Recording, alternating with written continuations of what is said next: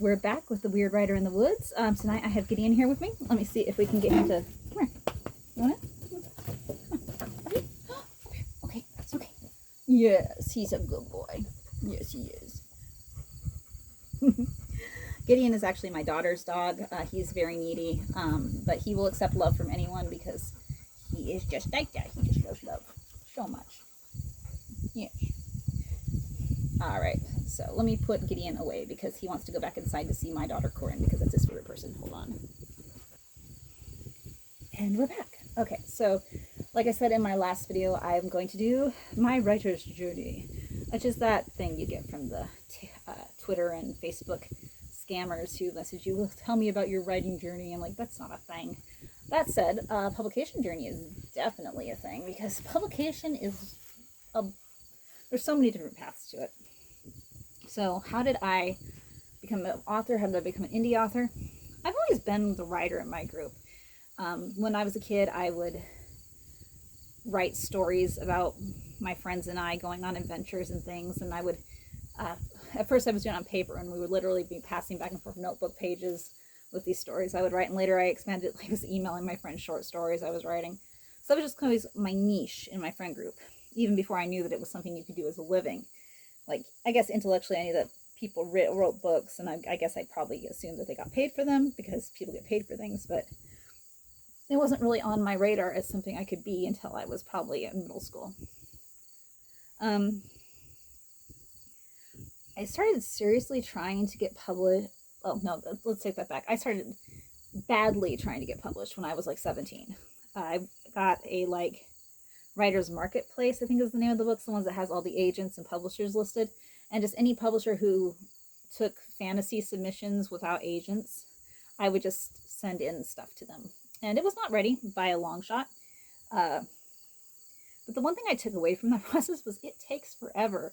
At the time, everything was done by pen and paper, and you had to literally go down to the post office and include signed stamped self-addressed letters.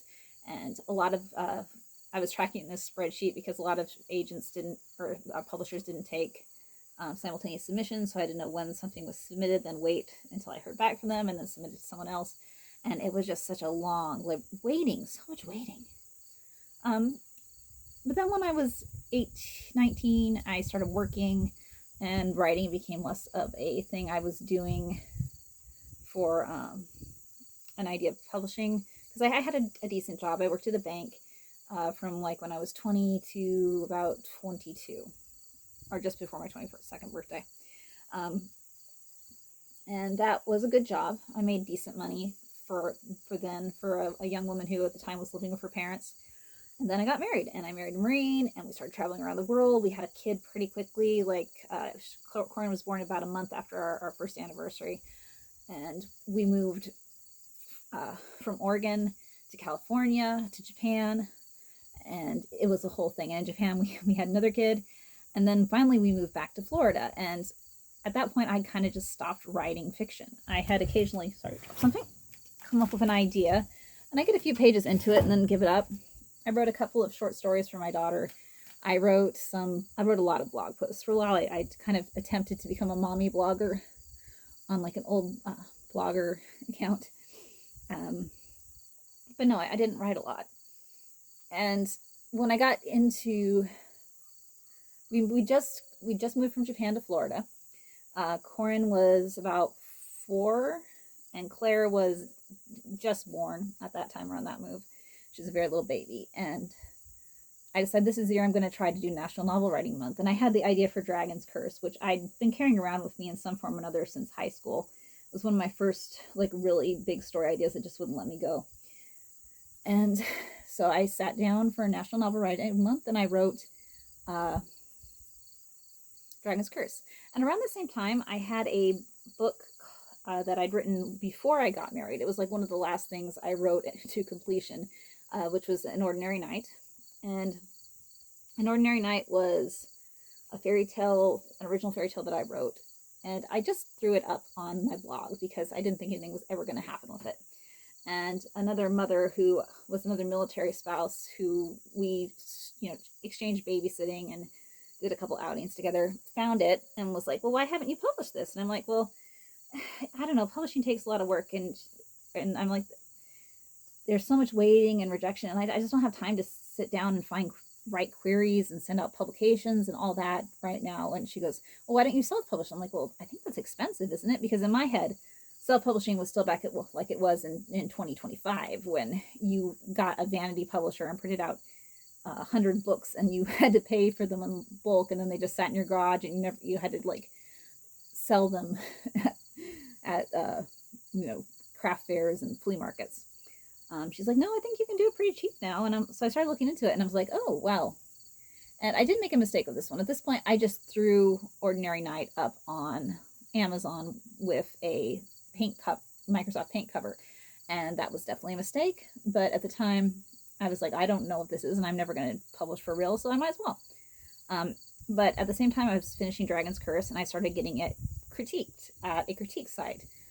And getting some really good advice and learning how to hone it and polishing it, and learning a few things about how modern fiction writers were working, and also finding indies for the first time and seeing how they were doing things. And because of that, I ended up taking Ordinary Night down from Amazon after it being up for only like 6 months, and then rebranding and refocusing and rewriting. I wrote Dragon's Curse for National Novel Writing Month, and I published it not the next year, but the year after that in January. So it took me about a year to get it into shape. And, it's ironic because I say that publishing was a lot of work. And with traditional, but I don't mean, that's probably not the best way to say it. It's not that it's a lot of work, it's a lot of futile work, because a lot of what you do is just doing the same thing over and over again without getting results. And it's a lot of time that could have been spent publishing, because in that amount of time that you spend trying to get a book to be published, you can whip it into shape and get it out for yourself. And that's what I did with Dragon's Curse. And I'm still pretty proud of those first books. They still do really well for me.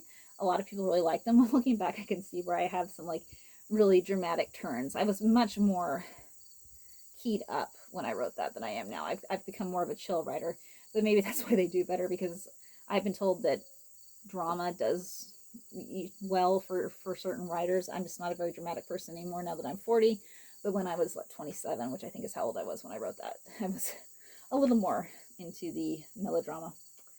But anyway, so I put that book up, and within about a year and a half, I had written the sequels, gotten them ready for publication through the same process, and put them up. And I just kind of got the bug.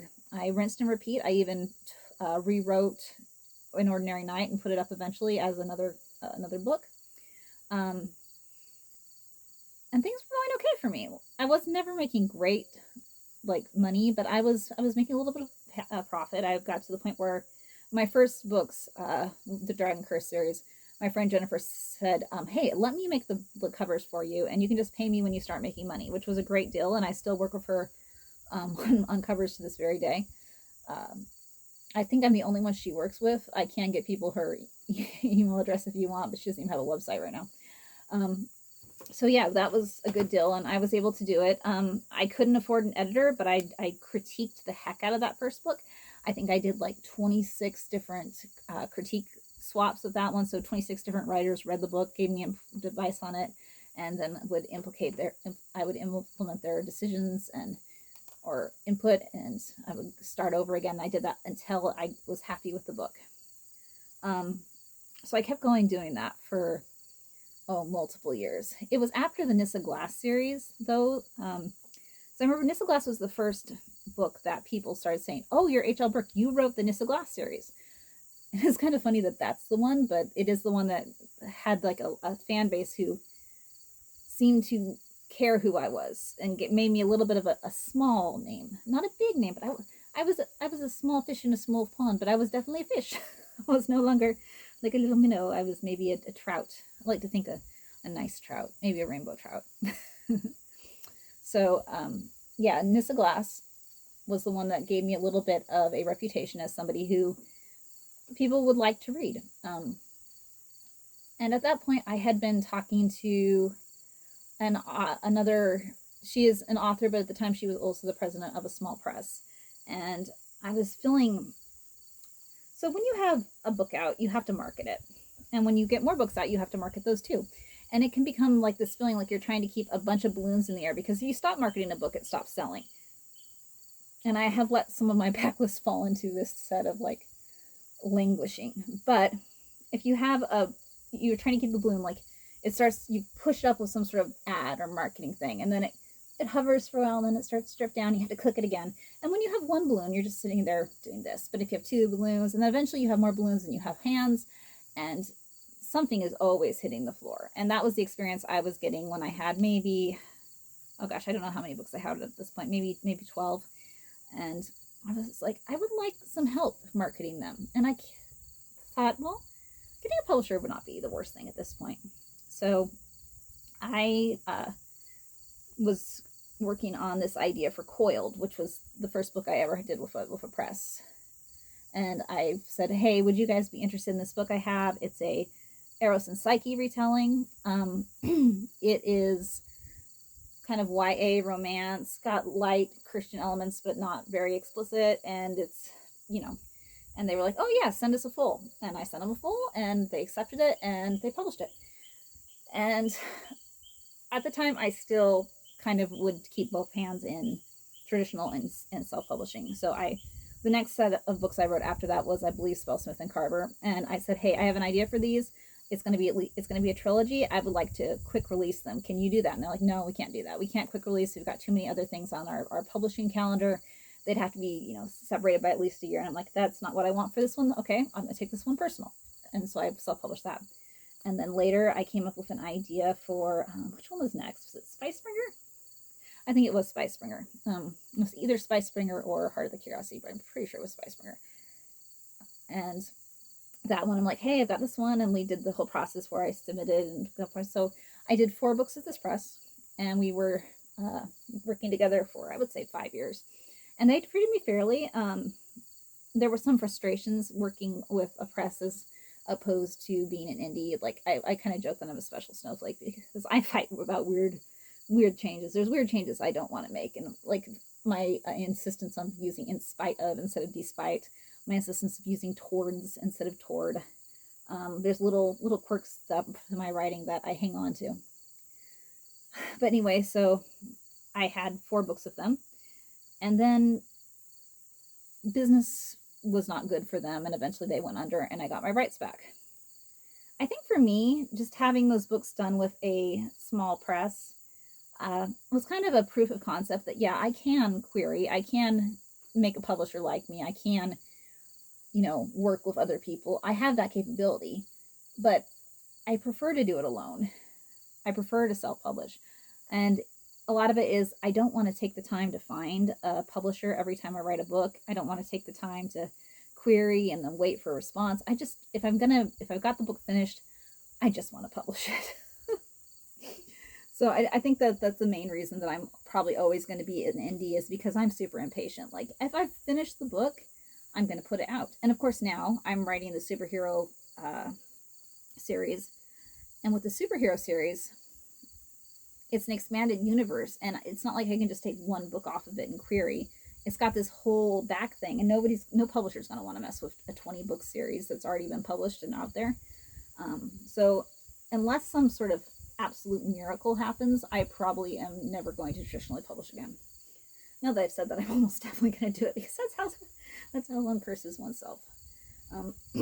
So yeah, I've kept doing what I've been doing. I've come up with processes. I do a lot less critique swapping these days. Mostly I just use beta readers and my own self-editing process. I am still using Jennifer for a lot of my covers, but occasionally I will work with someone else. Like I worked with Savannah Jaskowski at Dragon Pen Press, or Julianne Wickard did a few covers for me. She did the Spellsmith and Carver one specifically. And yeah, once you've got kind of into a groove, it just kind of happens. And I don't even know if I could stop at this point. Every time I think I'm going to take a break from publishing, I get an idea and I just start writing it, and before I know it, there it is. I've also started like becoming a publisher for my superhero stuff. At first I was doing the anthologies, and those went really well for me, and then A couple writers have been asked, like Amber Gabrielle was the first one. She was like, hey, I really like writing that character I wrote for the short story. I'd like to write a longer book. And she's like, but it's your universe, it's your world. And I'm like, okay, well, we'll work out a deal. And we worked out a deal. So I am technically her publisher now because I published a book that is written in my superhero universe by her. And I've got two other authors that I am, well, actually two and a half. I've got two who are seriously in the process of writing a book that they want to get published in my superhero universe. And I've got one who says she might do it someday. So it's possible I will expand on that. And it's possible I'll do another anthology in the near future. Though I'm taking a break from those for a little because they are a little bit of work. And financial expense because when I pay the authors in my anthology for their stories. So I have to pay them, and that means that it costs money to put those out. So yeah, that is my very rambly story of how I became a indie published author and why I am an indie published author and why I, at least for the foreseeable future, will continue to be an indie published author. And I hope that was illuminating to you at some points. There are so many stories. Like, a lot of indie publishers are treating it like a business, and they have a business plan, and they've got all these things. They'll say you have to do that, and probably if you want to be a successful quit your day job indie, you probably have to do that. But it's not very fun, and I don't want to do it that way, and so I do not. And I've talked before that knowing what you want out of publishing is the most important part of doing it, because if I wanted to be a quit your day job professional indie, I'm totally doing everything wrong. But for somebody who wants to do it so that they can write their little superhero books and not have to worry about market, I'm doing it completely right. And that's what I'm going to continue to do. And thank you for joining the Weird Writer in the Woods. Someday, sometime, we will see Mothman, but today is not that day.